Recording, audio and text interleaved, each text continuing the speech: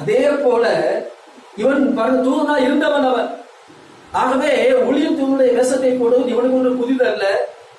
ஈஸியா என்ன பண்றான்? ஊழியம் தூதனுடைய வேஷத்தை போட்டுக்கொண்டு என்னத்தை கொண்டு வருகிறான்?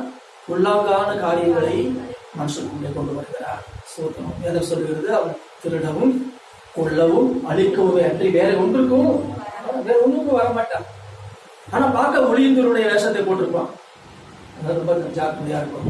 இப்படியுமாக பொல்லாங்கு ஒரு மனுஷனுக்குள்ளே உண்டாகிறது. இப்படிப்பட்ட காரியங்களை விட்டு நம்ம என்ன செய்ய வேண்டும்? விலக வேண்டும். நம்முடைய ஆண்டவர் பாருங்க, நானோ ஜீவன் உண்டாயிருக்கவும் அந்த ஜீவன் பரிபூர்ணப்பட வந்தேன் என்று சொல்கிறார். எனக்கு அன்பானவர்களே, ஆண்டவர் நமக்கு ஜீவனை கொடுக்க வந்தார், பரிபூர்ண ஜீவனை கொடுக்க வந்தார். ஆனால் பிசாசானவன் கொல்லவும் அழிக்கவும் என்று வேற முன்னுக்கு வரா. அது மாத்திரமல்ல, சாத்தானுடைய ஊழியக்காரரும் என்ன செய்கிறார்களா? சாத்தானுக்கு வேலைக்காரங்க இருக்கிறாங்க, அவனுக்கு ஏஜென்ட்கள் இருக்கிறாங்க. எப்படி ஆண்டவருக்கு வேலைக்காரர்கள் இருக்கிறது போல சாத்தானுக்கும் வேலைக்காரங்க இருக்கிறாங்க. சாத்தானுடைய வேலைக்காரங்க செய்யறாங்களா? நீதியின் ஊழியக்காரருடைய வேஷத்தை தரித்துக் கொண்டு வருகிறார்கள். அதான் வாசிக்கிறோம். எடுத்து வாசிப்பீர்களானால் சோதரம் எடுத்து வாசியுங்கள். 2 கொரிந்தியர் 11ஆம் அதிகாரம் 15வது வசனத்தை வாசிக்கிறீங்களா?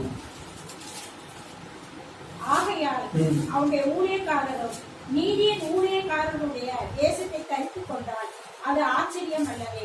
அவர்கள் முடிவு அவர்கள் கிரியைகளுக்கு தக்கதாய். அவருடைய ஊழியக்காரரும், யாருடைய ஊழியக்காரர்? சாத்தானுடைய ஊழியக்காரரும் நீதியின் ஊழியக்காரருடைய வேஷத்தை தரித்துக் கொண்டால் அது ஆச்சரியம் அல்லவே. சாத்தானுடைய ஊழியக்காரர் என்ன செய்யறாங்க? நீதியின் ஊழியக்காரருடைய வேஷத்தை போட்டு கொண்டு வருகிறாங்க. ரொம்ப ஜாக்கிரதையா இருப்பது கடைசி நாட்களிலே. ஸ்தோத்திரம். அப்ப ஒன்று நமக்குள்ளே இருந்தே பொல்லாங்கு வருகிறது. இரண்டாவது சாத்தான் பொல்லாங்கை கொண்டு வருகிறார். ஆனால் ஒன்றை தெளிவாய் புரிந்து கொள்ள வேண்டும். தேவன் ஒருவரையும் அவர் பொல்லாங்கினால் சோதிக்கிறவர் அல்ல. தேவன் ஒருவருக்கும் பொல்லாங்கை கொண்டு வருகிறவர் அல்ல. ஆமே. தேவன் ஒருபோதும் பொல்லாங்கை கொண்டு வருகிறவர் அல்ல. வேதம் தெளிவாய் சொல்கிறது. யாக்கோபு 1:13 வாசிக்க முடியும். தேவன் பொல்லாங்கினால் சோதிக்கப்படுகிறவரும் அல்ல, ஒருவனையும் அவர் சோதிக்கிறவர் பொல்லாங்கினால் சோதிக்கிறவரும் அல்ல. தேவன் ஒருவருக்கும் பொல்லாங்கை கொண்டு வருகிறவர் அல்ல. அப்ப இதை நம்ம தெளிவாக புரிந்து கொள்ளும். பொல்லாங்கு தேவனிடத்திலிருந்து வருகிறது அல்ல. ஆமென். சுவாசிக்கிறீங்களா? ஆமென். ஹல்லேலூயா. சோதனம். ஒருவனையும் அவர் பொல்லாங்கினால் சோதிக்கிறவரும் அல்ல. இதை நல்ல தெளிவாக நம்ம புரிந்து கொள்ளும்.